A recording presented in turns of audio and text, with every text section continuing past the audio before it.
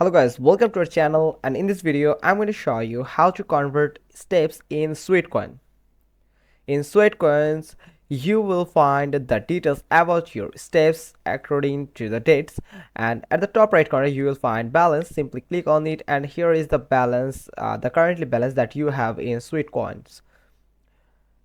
Here you can see the transaction, the details that you earned some Sweatcoins through your steps from here.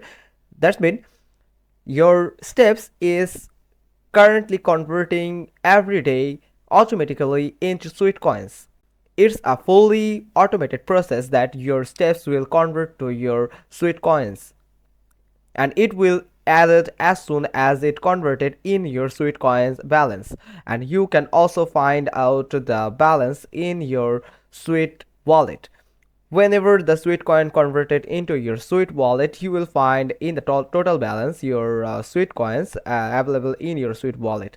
That means there is no manual option to convert your steps to Sweatcoins. It's fully automated process. So hope you found this video helpful. If so, then give us a thumbs up. Don't forget to subscribe our channel, click on the bell icon, and we will get back to you soon with another informative video.